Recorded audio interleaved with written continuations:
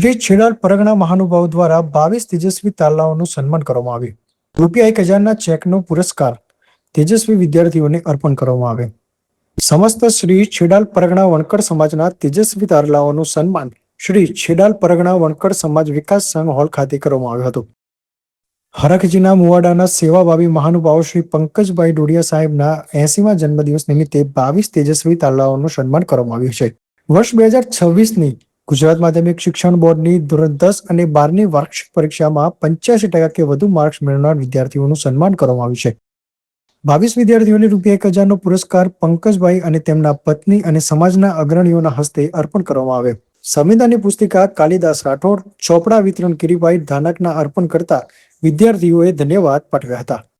આ કાર્યક્રમમાં સમાજના અગ્રણીઓ તેમજ વાલીઓ મોટી સંખ્યામાં ઉપસ્થિત રહ્યા હતા.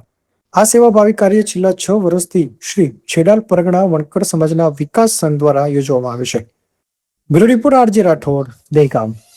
એ છોકરો કોકના મોબાઈલથી ઓનલાઈન ટીચિંગ કરતો હતો, ઓનલાઈન ભણવાનું કરતો હતો અને ઓનલાઈન ભણી રાજસ્થાનનો આ કિસ્સો છે.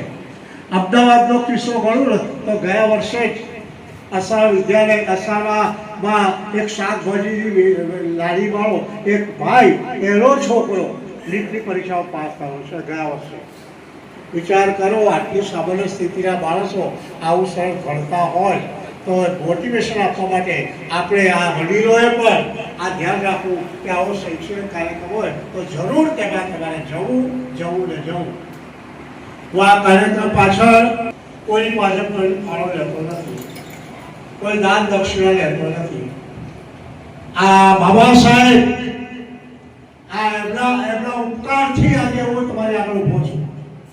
મારા છોકરા બધા શિક્ષકો છે, હું પોતે પણ શિક્ષક હતો, મારી છોકરી પણ હાઈસ્કૂલનો શિક્ષક છે. એ આપણા પ્રભુ બસ હવે સાહેબે સૌએ ભેગા થયા છે, સન્માનનીય છે, બધા મારા માટે